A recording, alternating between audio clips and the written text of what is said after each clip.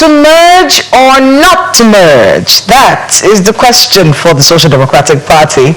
Hello, welcome to Political Paradigm right here on Channels Television. I'm Kayla Magwa. Joining me for our focus on the Social Democratic Party, one of Nigeria's oldest parties with a very important legacy, is the national chairman of the party, Mr. Gabam. Thank you so much for being with us on the program. A great pleasure. Happy New Year. Happy New Year. January. Yes, we are. the 365 days of January. Yeah. How have you been, sir? Very okay. We are grateful to God. I mean, we have quite a lot to discuss when it comes to the SDP, and I want to go back. But at the same time, there is gossip about you everywhere. Everyone is talking about the SDP right now. So let me get that out of the way.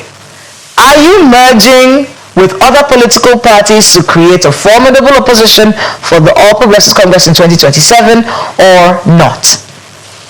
Well, the environment is not an environment for merger. The current environment that we are politically, what people are looking for, credible, responsible, patriotic Nigerians to come together and form a formidable movement, either in terms of coalition or fusion. I want to take your words very carefully, because there has to be a reason why people keep saying there's an actual merger when you keep saying there is no merger. Explain to me what you mean by alliance and fusion. I've been very consistent in all my programs that SDP is not out for merger. Okay. Merger is a recipe for crisis, because all the groups or factions of parties that are coming for merger are coming with preconditions. And those preconditions will speak doom for parties. Now, we are in for fusion, people who are willing to fuse into the party, or coalition of understanding. They are coming to the party without any precondition. They will join the party as individuals members. Is that what was discussed at this meeting? No, I'm telling you the position of SDP. Okay. So what you want, you're doing a fusion where people join without preconditions. Without preconditions. They'll join at the ward level and start. Yes, they will join at the ward level, and then they can aspire to any position they want to aspire to. Look, we must learn our lesson from various crisis parties, including the ruling parties, as a result of mergers, as a result of confusions, groups coming with preconditions to join the party, and no party can put up with such conditions. Some of them are financially demanding. Some of them have a lot of issues. So why should you go into such negotiations when you are in the leadership recruitment processes to make sure you produce the best for the country? Anybody who believes in himself, in his capacity to aspire to any position, should come through a process, should evolve through a process, and contest any position without discrimination. Can you give me an example of a merger of that sort that you think didn't work out? That came with preconditions? Typically is the APC. But they're in power. Yeah, they're bad, but they're in pieces. I'm sure you know the crisis. I'm sure some of the factions that might have gone out like, what do you call it, this Bahari party and other parties that said that the merger did not favor, have not fulfilled the preconditions that were attached. PDP has some similar issues like that that run into crisis. Moreover, the challenges of today is not the challenges of merger. You can have so many parties or interests that they will end up producing nothing. So what we are looking for, individuals that have capacity, that have influence. In the party movement, individual matters. There are individuals that have more influence than institutions because of their credibility, because of their record of success. So these are factors that our generation or the circumstance of today is dictating. And any smart party will not go into opening a space for crisis, and people will key into that general crisis into the party. That one led to crisis of labor and other things, all these major issues and so on and so forth. So people have to learn from the mistakes of others and correct them and make sure that you create an environment that is equal for every Nigerian to participate. I'm the product of Nigeria. So my responsibility is to open space for all Nigerians to ensure that their interests will be protected, they will have a sense of belonging, and they will have equal say from the grassroots to local government, to state, to zonal, to national. This is what we've been doing. And right now I can tell you, in so many states of the federation, people are joining SDP as individuals. It's a major movement that is going on. And there was no precondition. None of them gave me any condition. Last week we had one of the big shots from Borno State who came and told me, I want to join SDP today. And I gave him SDP membership card without any precondition. He's a major force in terms of political realignment in Borno State. Did you tell us his name? Honorable Tom is in public, in the media space. Honorable Tom. Okay. Yeah. I mean, it's important that you're clarifying these situations for us because, you know, the SDP would not want to be referred to as a special purpose vehicle. I saw a lot of mischief. Anyway, we're in an era of mischief, political permutations, miscalculations, and so on and so forth. So I'm not surprised that I've started seeing this blackmail that SDP is no longer merging with Nat'l Arufai, with former Vice President Atiku Abubakar. There was no such discussion at all. There was none, because day one, we made it public, I made it public. SDP is not in for a merger. We are in for understanding, we are in for individuals to join the party if their belief is the party and they want to be part of the growth of the party. Don't come with precondition. I mean, is it the thinking that, so you're having conversations with personalities like El-Rufai and Mustafa, Mr. Shegun Shomi, I think was one who represented Atiku Abubakar at that meeting. You're having meetings with those kind of personalities. You expect them to join your party. Is that the thinking? You're hoping that these people will join the SDP? In the first place, you know, what generated this crisis is ambition. Now, none of them came out and said, I want to run for president. If you take their history, some of them are behind the hard work for successive administrations, and they maintain their cool. So if the brouhaha about Nat'l Arufai is anything to go by, nobody can take it out of history, the critical role he played to the emergence of this government. Let's talk about that a little bit, because that is one thing that the APC, in fact, I want to be able to quote what the APC said about talks of a merger. Even though you said it's not a merger, it's a, I don't know what APC voted for. Alliance and fusion. That's what you're calling it. I'm going to use the words, like alliance and fusion, not a merger. Okay, so they're saying whatever romance, they gave it a different name, romance. So whatever romance is going on is not going to yield anything. And they actually took their time to quote, to talk about El-Rufai, and I'm going to start with that and then get you to respond to what they said. Anyway, I'm not going to defend Mal and Nat'l Arufai. No, let's just say what they said. The National Vice Chairman of the APC Southeast, Dr. Ijoma Aridiogbo, said the APC is not worried, and I'm quoting, the ruling party is not worried over the moves by the opposition figures. It is in the Bible, surely they shall gather and they shall scatter. We are not worried that they are gathering, because they will definitely scatter. We are not worried about what El-Rufai does next. We know that his trajectory in politics is highly disturbed now. After our election in 2023, this is a quote from Dr. Ijoma, he displayed himself as a man who cannot be trusted across the regions. The way he disparaged Christians in Nigeria, according to them, a secular society, has made him a leper. Nobody goes anywhere close to him. Everybody is just desperate for recognition now, and I wonder why the media is giving him that attention. The same thing, it doesn't want my reply. It doesn't want my reply. Because it's very clear that they are disconnected. They don't understand what it is. Well, you did sort of reply. You said the presence of El-Rufai in the conversation is rattling. No, I'm not responding to... Not in response to this, but you did say that talking with El-Rufai was rattling cages around the country. Yeah, because what really is so amazing to me, whenever there's an activities involving him, you will see the pressing of the red button. It's quite amazing. If it's not that important, if it's irrelevant, if it's in the dustbin, what do you worry about him? There are multiple of political players and figures that have left APC, that have left PDP. Why are you not concentrating on them? They are also a force to be reckoned with. That's my point.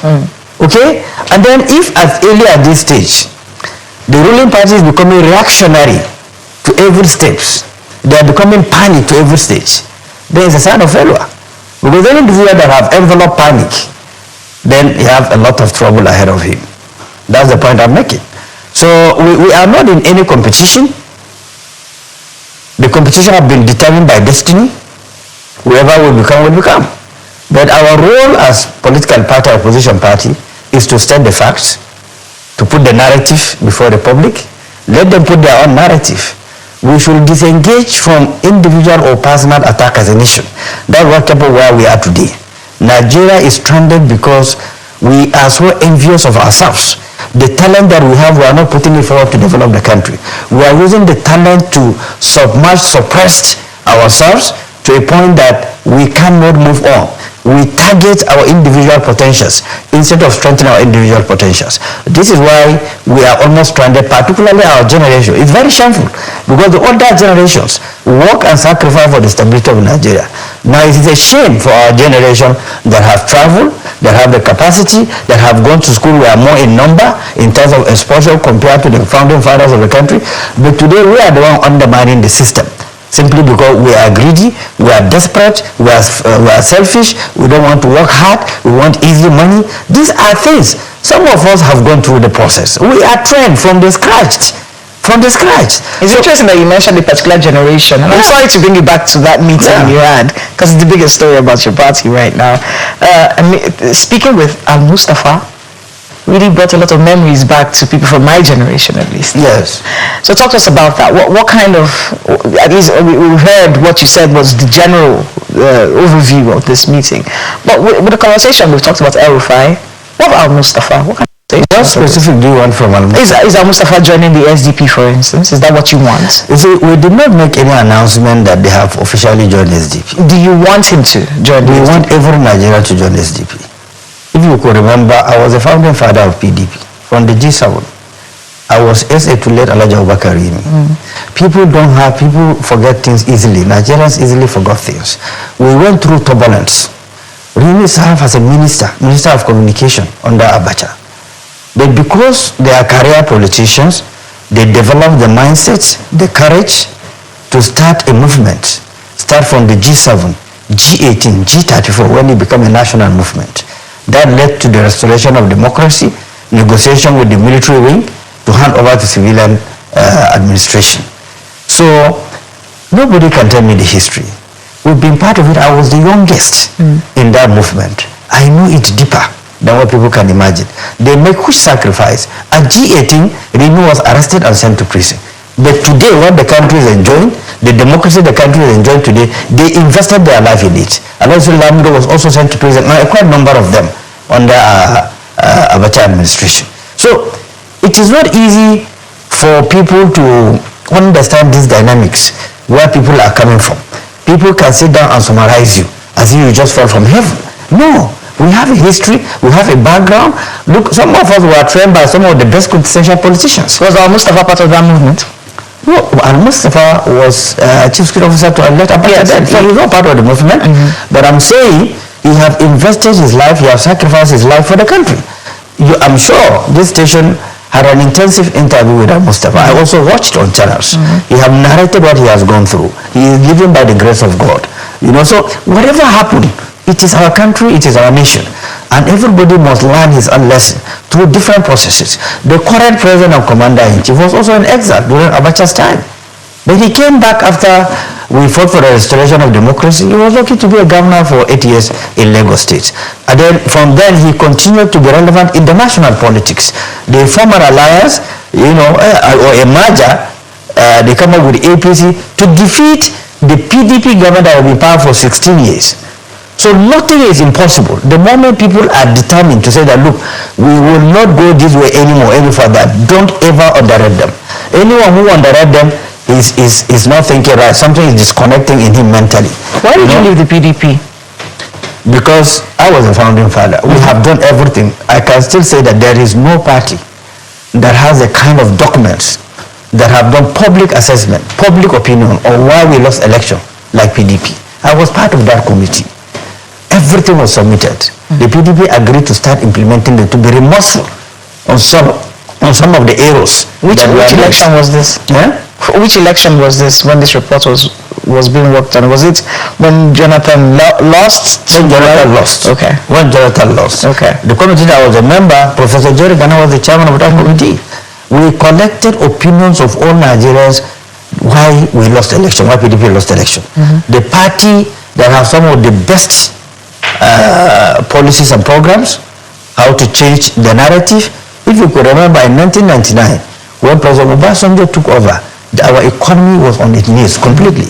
We are dealing with a system that is primitive, but after he left office, before he left office, the economy was open, so many activities are going on, the economic indices were going very well, and he created deterrence, from those non-state actors who want to challenge the state of Nigeria. This is what leadership is all about. So PDP have a history of even denying first-time governors to contest second time in office. But all those values were lost. For whatever reason, I don't know. For some of us felt that, look, we have lost the basic ingredients of leadership. We cannot continue. And we decided to leave PDP. We shop for another platform that we can invest, rejiggle, recalibrate into a national platform. That's why we moved into SDP. And by God's grace today, it's one of the parties that people are talking about. We invested all our time, our resources, and energy, to reposition the party, because we discovered that it is easy for you to remodel SDP, because it had produced left NKO Abiola even though the election was annulled. So SDP is a household name in virtually every community. What it needs is quality leaders, credible leaders that can talk about the reality of Nigeria, the economic situation of Nigeria, the security situation of Nigeria, the political inviting environment for investors to come in domestically and internationally. These are the bases that party should focus on, and should focus on also leadership. Because once the party is weak, you cannot enforce the manifesto of the party. Because whoever you elect into office will try to deviate from the party manifesto, and then crisis will start. Let's focus then on the SDP. Because as I remember as a child, there were two parties in Nigeria, the SDP and the NRC. Exactly. And before we started hearing the All Progressives Congress calling themselves progressives, progress, the party that used to say progress was the SDP. So let's talk a little bit about the party in itself. Since the passing of the late, great MKO Abiola, how would you assess the life of the SDP? Has it built itself? Does it still have that prestige? And what are the challenges that the party is facing right now? Well, all parties have challenges, their own peculiar challenges. Managing the political parties required extreme patience, understanding of the complex nature of human beings, how to accommodate them, how to deal with challenges of elections, primaries. In all states of the federation, you need to put a lot of experience to manage conflicting interests. That's what we have done successfully. And that's why we're able to bounce back, win some Senate seats, House of Reps, State Assembly, and so on and so forth. Had it been there was no such calculation, probably we wouldn't have. And don't forget that we won Ekiti, we were robbed of Ekiti. We won Kogi, we were robbed of Kogi states. So in terms of... Allegedly. Well, you can say that, but I stand on my position. I will not shift from it. How you been able to there is no, we went up to the Supreme Court, but I've never had in the history of any election where 3 local government council, 9 local governments. We won straight 9 local government in the Kogi, the entire local government. But the Supreme Court didn't agree with you. Well, that is the Supreme Court decision. I don't have to agree with it, but I can only report to God, which we have done, we have reported to God. Because you cannot, in whatever manner of calculation, and if you want this democracy to stand on its feet, there must be a level playing field. Don't personalize the process. Don't monetize the process. Don't assume that I must continue. We have seen in this country where the serving president lost election, President Jonathan. And there is no name calling President Jonathan has not been called. He has been called all sorts of names, all sorts of insult, all sorts of abuse. But it is in record in history. He called and conceded because he doesn't want any crisis in Nigeria. What we expected leaders that have succeeded him is to emulate what he has done. Whether it pleases you or not, once the public or the voters speak, you have to adhere to it because you don't know tomorrow. We also have a record that elected President Umar Yar'Adua died in office. And when he was elected, he said that the process that produced me was a faulty process. Now, if people are not remembering this because they are in office and they cannot determine tomorrow, they don't have the power to determine tomorrow. Only God can determine tomorrow. I think they should go into retrospect and understand that democracy is about the people. It's not about cohesion. It's not about force. It's not about intimidation. We are in power. Nobody can dare us. We may not dare you, but God will dare you. So what will you do? So let us agree that we fought to restore democracy. Democracy was restored. And we should allow it to be stronger, to be viable. That one led to voters' apathy because people believe that their vote is not going to count. A nation that have registered over 100 million voters end up producing a president with 8.something million votes. Now, which means you have a legitimacy vacuum, that is a gap that hugely created. And every president that wants those votes needs to build that trust deficit gap to a new world order where people, particularly the young people that will determine from the president to the councillor in Nigeria by the demography. You know, the youths have 70-something% votes to determine from president down to the councillor. Now, if there is that huge deficit trust gap in between, which means you have a major crisis to run, because there is no policy you can bring on board that Nigeria will trust, that they will not fight it. So there is a difference between understanding the dynamics, the political mathematics, while in office, and then allowing the surrogate to determine to you what will happen, what should not happen. You know, some of us that are students of power, trained by some of the best, we understand these dynamics. You concede when people say no, and you cannot force yourself, no matter how powerful you think you are. Because if a military head of state who is in office with all the instrument of power and cohesion can die in office, then who are you to say that nobody should dare you? Nobody should make an attempt. You will jail, you will arrest, you will coerce, you will intimidate. Who is harassing and intimidating you? Me? Because you're saying... I have mentioned in this same program that my security were withdrawn. Why did they withdraw my security? Under the guise of IG order that all mobile policemen attached to VIP should be withdrawn. But so it wasn't just you? No, that's what I'm telling you. We did our own fact finding. We discovered that only our own were withdrawn. Go to all the other parties, you will still see them there. Because what was said is that the mobile police will be deployed to crisis-ridden areas. So Nigerians were very happy when we heard that. Because we started seeing policemen carrying people's handbags. No. You know, that is a different entirely. But what I'm telling you is that when there is an order, that order applies to everyone. But if you go to all the political parties, you will still see mobile police there. When you go to the VIP, you will still see mobile police with them there. So it shouldn't be for this and not for this. And up to now that I'm talking to you, I've not seen that order. So I'm giving the IG the benefit of doubt. Perhaps he's not really in picture of what really happened. And that is the reason why we petition. We need to know the fact of what happened. I was going to say that his house is very near your office. Oh. The IG, his house is down the road from your office. No. That was before. Oh, that was before. Because it would have been easy to just walk into his house and say, IG, I'm next door. What happened? Have they given you any response as to why? That is the amazing thing. What we thought is that since we are entitled to it, and we apply this part we are entitled to it, and the IG give the approval. So if there's a new order, whatever superior reason, which everybody can concede to, it is natural to write to those individuals, we are redeploying this personnel, but we will give you social personnel, which is normal process. But up to now that I'm talking to, there is no official communication to me. While they were on duty, were in office, they were asked to go back to their base.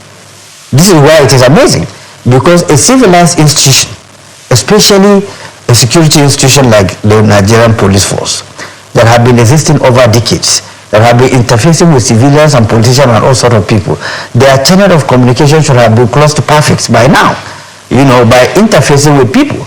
Because we politicians, we interface with all the security agencies, with also general intelligence or security agencies. Intelligence doesn't fall from heaven. You know, it comes through processes that will be converted into security operations. So what is amazing, like I have said, there is no official communication to me as I'm talking to you right now. And I'll make an attempt to speak to some of the senior police officers. There was an attempt to resolve it, but I don't know what is going on. I'm still watching. The reason why I deposit it in the public space is simply because probably there is a mischief behind it. But the public need to know. Whatever happened, if anything happened, they need to explain what happened to me, because I'm entitled to that protection by virtue of the fact that I'm one of the major opposition parties in Nigeria. I've also elected people in this country. I'm also highly politically exposed. So by whatever reason they have, they shouldn't have done that. They have the reason to say we are redeploying, but we are also giving you another officers. So just to be clear, you're not getting any threats or anything like that, are you? You know, you don't assess threat on air. You don't assess threat on air. But nobody will tell you, some of us at our level, that we are not facing threats. Is that possible? I hope that's sorted out real quickly, you know. So just so we can go back to your party and its structure, one of the things I heard you say recently was that you're more interested in inclusivity and growing the party structures and making it. So I want to be able to find out from you, what structures in the party do you think need strengthening? Well, the party have presence in all states of the federation. We have contested all positions, from the president down to the councillors. If there are local government elections, we normally contest as an INEC record. We followed INEC guidelines. We've not been found wanting in any way at all. Two, campaigns involved a lot of resources, a lot of strategy, a lot of applications, a lot of strengthening of the party institutions, in particularly the affected states. If it is one national election, you have off-season elections, you have general elections. There are a lot of off-season elections that are coming up right now because a lot of people died in office. So INEC have to reconduct another election. So there is no by-election that we have not participated. So strengthening of the election is a continuous process, it's a continued exercise, because it appears now there will be no time that INEC will not conduct election due to frequent date of either parliamentarians or things like that. I think we have the highest rate of parliamentarians dying in Nigeria. I really don't know the reason. So we have now quite a number of off-season elections that are on standby that INEC need to conduct. So these are things that keep the parties perpetually busy in preparations for off-season elections. I mean, I was thinking when I saw you talk about, party structures and the strengthening of those party structures. I mean, this one is normal. Every party gets ready for elections. I was thinking maybe there were some reconciliation processes that you had going on. Are there areas like in the southeast? What is the presence of the SDP in the southeast, in the southwest, in the south of the country as well? I was thinking those are the structures. I mentioned it. We have every structure in every state of the, including the southeast. There is no state in the southeast that we don't have offices. We don't have party officials. Okay. Party officials mean state working committees, local government escorts, ward escorts. So you're everywhere. We are everywhere. So what do you think went wrong with the 2023 general elections? For a party that is everywhere, you should have made more. I think you are asking for the sake of asking.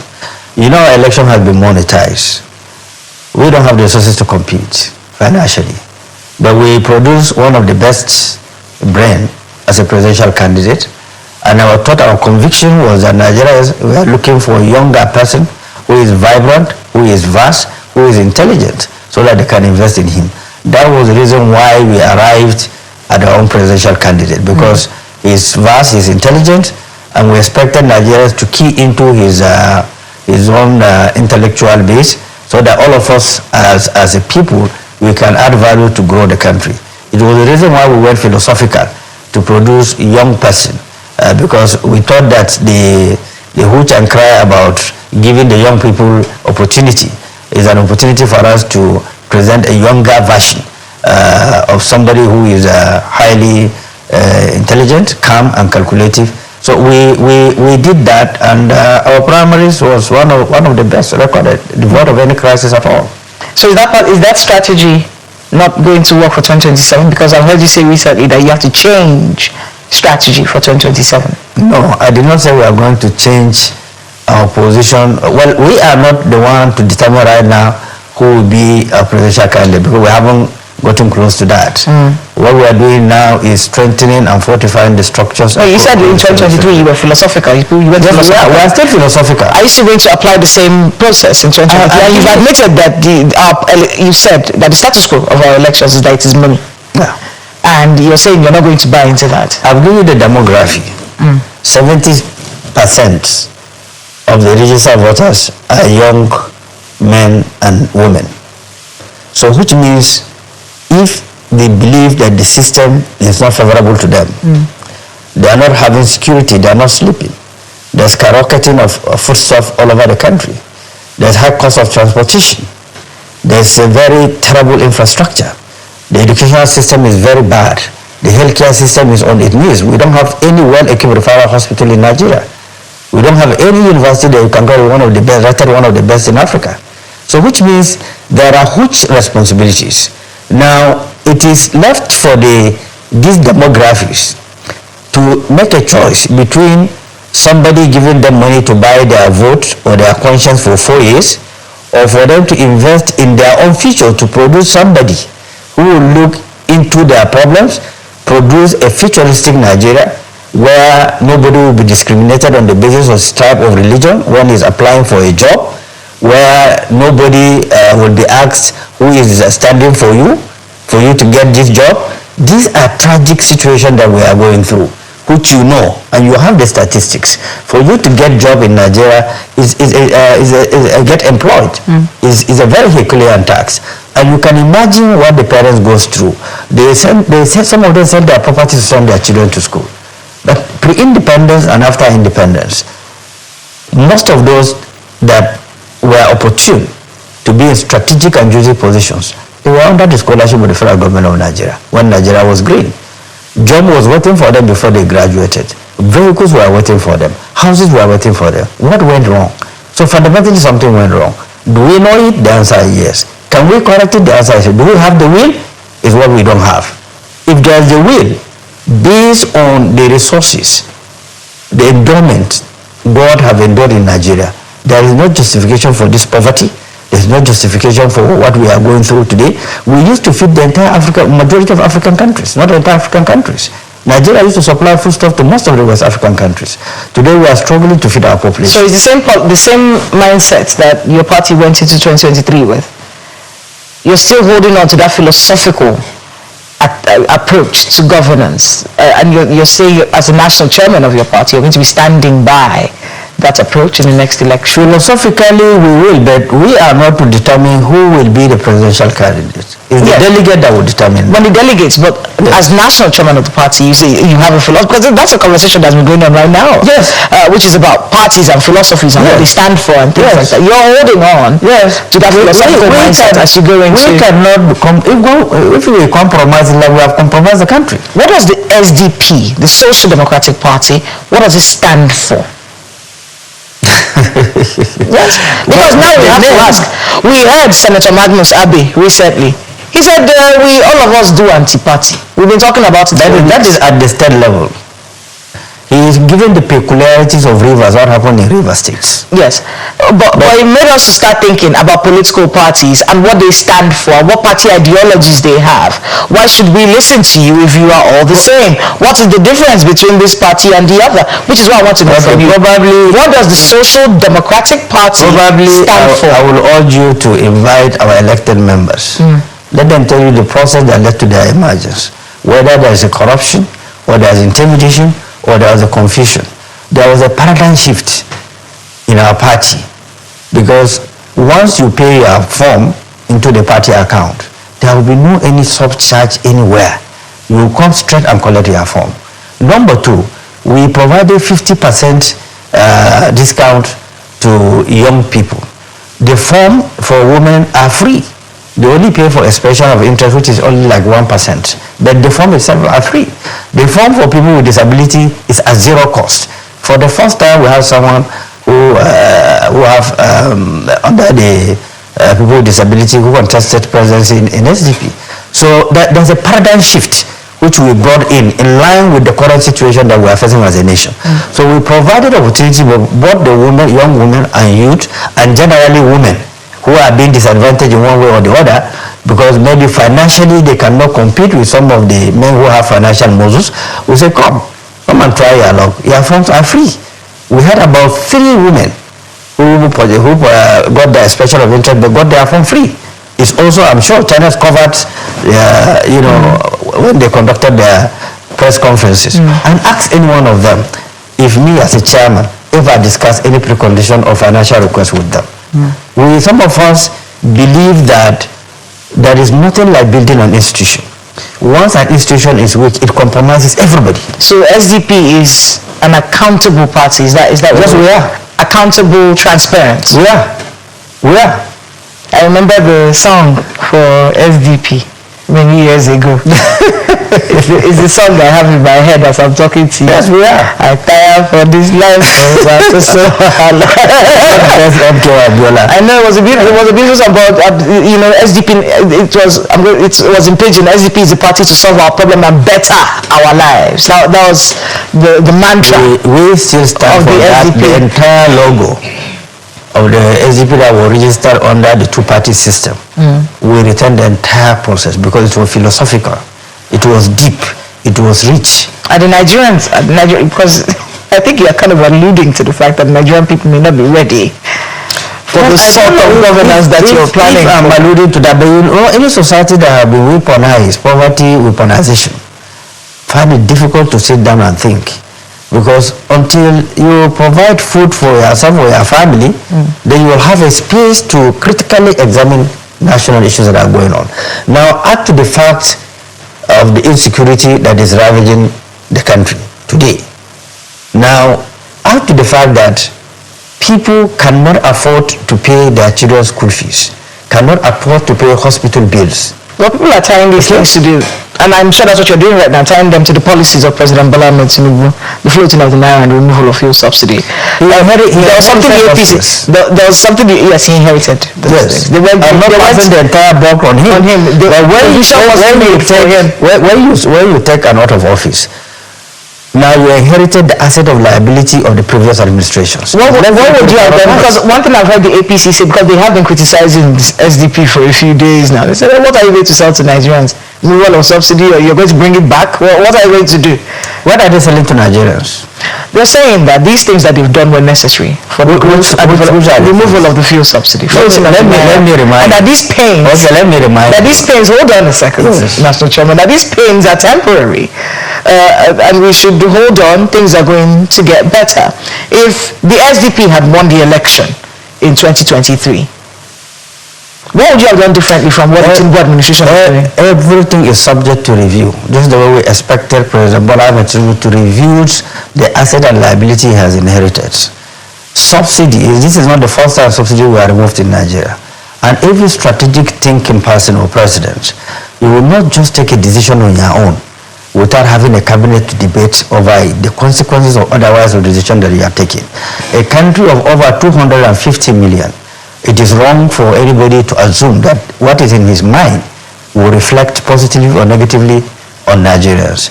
We believe strongly it is not the removal of the subsidy that is completely faulty, the timing, and then the bulk of the subsidy that was removed. That what led to the economic disaster, instability, added to the insecurity that we are going through today.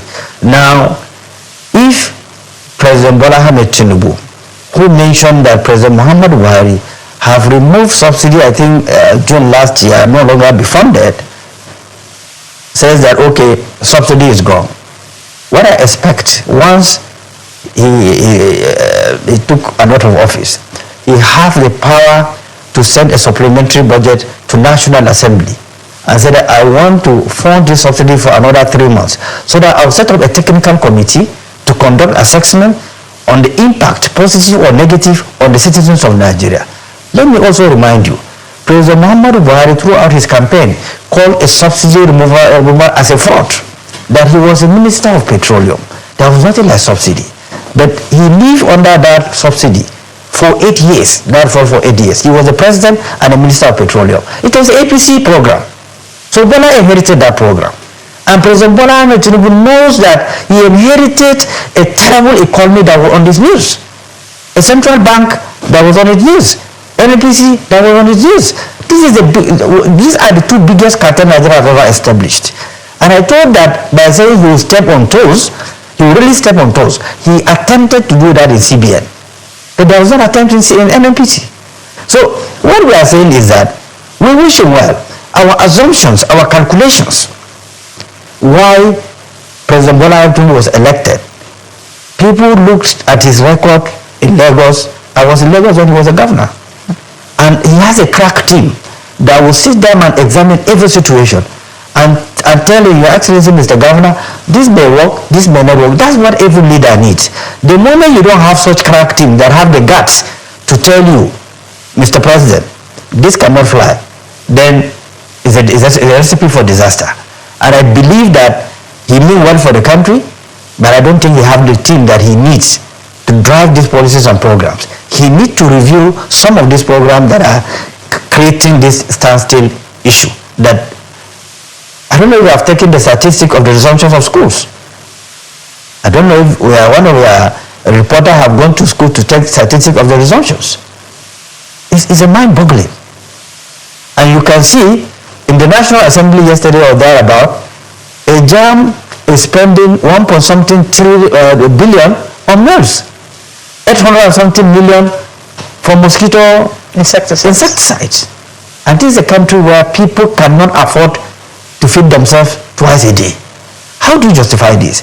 A JAM that's supposed to add value to the growth of educational sector is declining revenue every year. But then the education sector are in decline. They are going down. How do you justify all this? These are things that the president needs strategic thinkers around the educational sector, around the health sector. I was going to go to a sector, security, because that's something a lot of people have been worried about in the past few days. And then, of course, we see a lot of work by our men in uniform. If the SDP was in power, what kind of out-of-the-box thinking would you be? Because that's where the bulk of our budget goes anyway. What kind of out-of-the-box thinking would you be doing, to ensure that the work that we see our military do translates into a safer country? Yeah, you have to recalibrate the security architecture of the country. Because anybody who is joining security services is like signing his death warrant. So the duty and responsibility of the government is to ensure that every security officer are being given the due attention in terms of their allowance, in terms of their housing, in terms of their needs, in terms of equipments, so that you create that zeal of patriotism and commitment to feel that, look, it's worth it to die for my country. That is number one.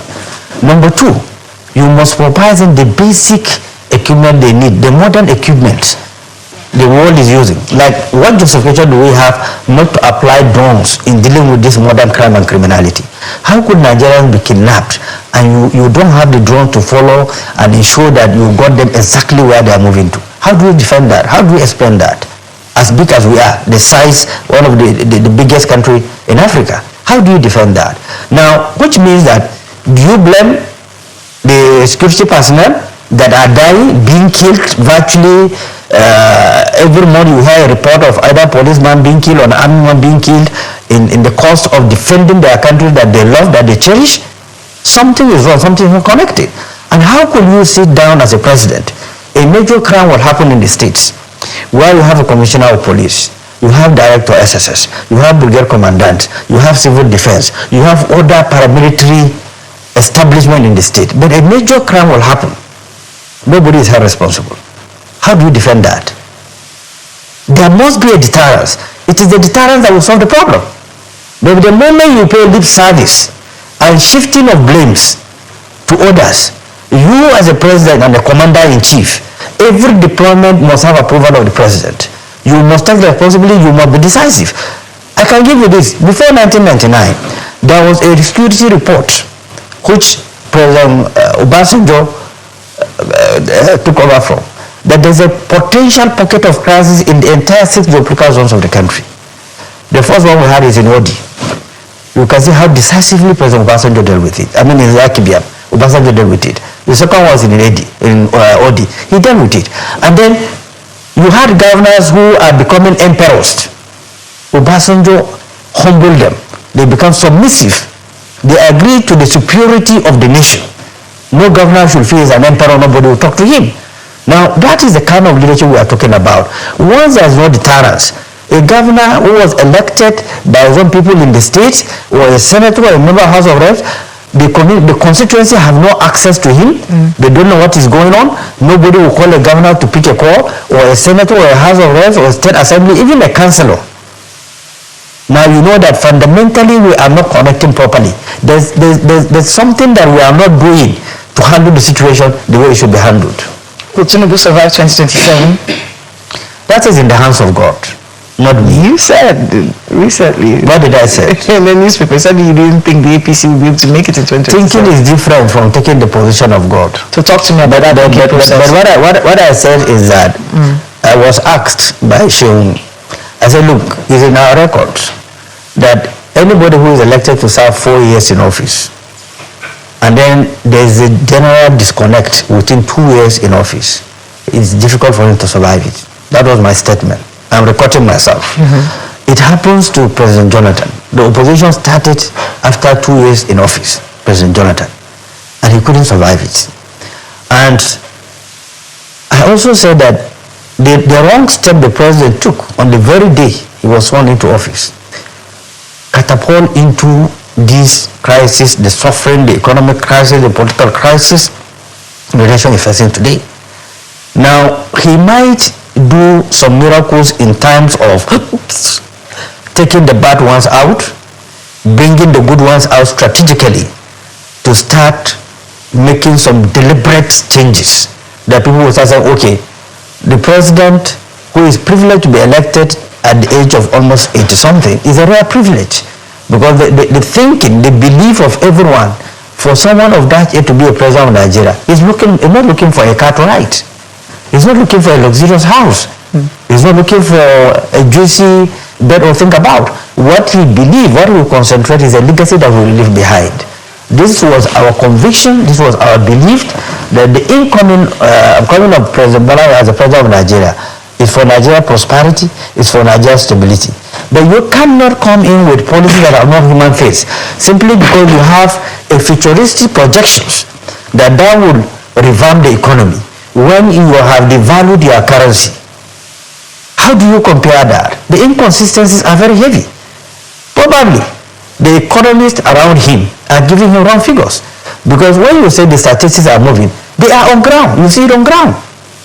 If there's improvement of life and properties, life of Nigerians in terms of wealth, in terms of health, in terms of food, you don't need anybody to tell you. Nigerians are very lively people. Everywhere you see them trying to take away stress, to enjoy themselves. If you drive around Abuja, by 10 in the night, you see it very scanty. That defines to you what people are going through. Now, it is not too late, probably, if the president will reflect over some of the things that has happened. Like I said, I give you an instance. Look at the rehabilitation of Abuja, Kaduna, Zaria, Kano roads. That road was constructed about 20 months under President Muhammad Buhari, the dualization. Over almost 10 years, that road is under rehabilitation. Look at Ibadan, Lagos Expressway, almost 18 to 20 years under rehabilitation. How do you defend that as a nation? How do you justify that? And look at the wastages going on in the public sector, in the government parastatals and agencies. Look at the budgets. You are almost dealing with 3 budgets, 2023, 2024, 2025. Who is responsible for implementation? And who is responsible for oversight function? The National Assembly. What is happening? These are people elected from their constituencies. Now, our ultimate objective is to see Nigeria that is working, democracy that is working. Perhaps I'm over-passionate because I was part of the struggle to restore democracy. I know what people went through. I know people went to jail. So for me, it's a passion. It's a belief. I don't have any other country except Nigeria. Nigeria has made me who I am. Not my tribe, not my religion. My commitment and my loyalty is to my country. So if things are going wrong, I will say it. I'm one of the highest critics of President Muhammad Buhari. Virtually on every media station, I always mention that his policies are very dangerous for the country. And then if there's a copycat of the composition of the government President Muhammad Buhari did, is a copycat of what President Bola Ahmed Tinubu is going to do. He should have learned that those that were composed by President Muhammadu Buhari make him to fail as a president. So it should be a classical lesson for President Bola Ahmed Tinubu to shift from that policy that do not help you simply because the people are from your own tribe or from your own region, so they will be loyal to you. Loyalty is not being defined by being in the same tribe or the same religion or the same culture. There's nothing defined loyalty as such. Loyalty is about bringing in people that you are building their future. They will be loyal and be dedicated to you. They will add value to you. They will live in, they will write in their own record, in their own history, that at this period of time, somebody brought me up to exhibit my potentials and my capabilities to move the nation forward. I thought this is the thinking of people who want to move the country forward, not going into ethnic or regional issues. It has not helped us. The zoning that we are fighting for divided Nigeria more than united Nigeria. So if that is the case, why don't you go into different study, different experimentation? What do we do to galvanize Nigerians together? Whatever Nigeria is looking for is, one, to be secured wherever he is, to travel out and be respected, not to be harassed because he's a Nigerian. Two, to ensure that there's availability of food, which government has to play a huge role by subsidizing fertilizer and other things for farmers to produce more food that will be into supply, because the gap between the demand and supply, I don't know if anybody can quantify it right now. So which means the struggle for this government is to close the gap and ensure that Nigerians are fed. Our population is our wealth, it's our economic base, but if you don't feed the population will turn against the nation, just like what we are experiencing today. For the first time, we are experiencing people committing suicide. I mean, the president has quite a number of people in his cabinet and quite a number of the largest group of people to actually run the presidency ever in Nigeria's history. Exactly. Should he be, he says he's not going to rejig his cabinet, should he?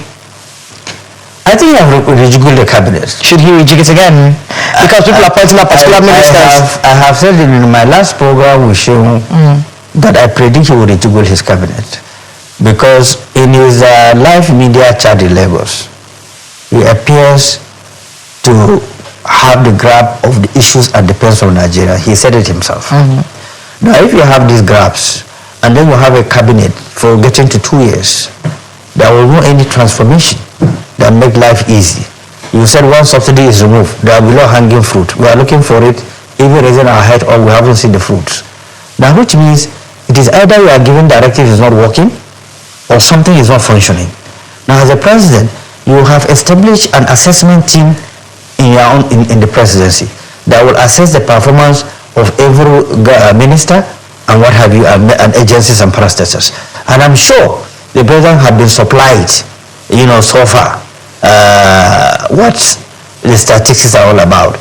Now it's left for him to keep aside party sentiments, to keep aside friendship sentiments, and then come up with Nigerians that are in surplus in every state of the federation. You will find brilliant, committed Nigerians who believe in Nigeria that can work and give him the result that he needs. That's what he needs to do. That's what we are saying. We are offering free consultancy services to this government. We are not pulling down the roof of the government. SDP is never part and will never be part of free consultancy. The government. It's free consultancy. It's free consultancy. Actually, it is. If the previous administration have listened, even though they have, and there are other advice we have offered, we saw the president listening to them. But later on, I think some of them were reversed, including the tariff on electricity. We started it, we made the press conference on that. Cyber tariff, SDP started the press conference on that. They reversed it, but I learned they are still charging it now.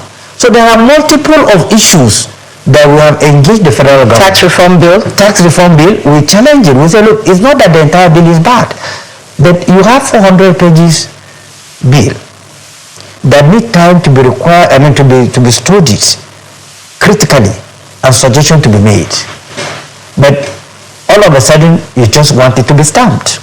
That created the curiosity. That added to the trust deficit in the system. There's no justification for president to rush. If the president understands peculiarities that led to his emergence, he will be patient in the submission of his policies and programs. We are living witness in this country, I'm sure you too, during President Babangida's administration. He established MAMSA. He established DIFRI. MAMSA is what is National Orientation Agency today. Military regime, before they take any major decision, they will take it to the community level. MAMSA is everywhere with that truck and the cinema on top. showing government policies and programs. Agree or disagree that the government have done his job by giving you the information. We are going to take this decision. Do you like it? You don't like it? It's a different thing than you want to be ambushed. Your contribution is not needed. Your input is not needed. That is not how to run a country. I think, like I've said, he knew well for the country, but I don't know if he's lucky to have people who are committed for him to succeed. Mr. Gabam, I mean, there's so much more to talk about, but our time is up, unfortunately. But I want to thank you very much for being with us on the program. My great pleasure. Thank you so much. And good luck with all the work you have ahead of you. Thank you very much. Thank you. Thank you. And that is Political Paradigm this week. Please join the conversation on social media, channelstv.com. Leave your comments there, respectfully, of course. And join us as we continue to ask the accountability question until it is answered. I'm Kayla Magwa. See you next time.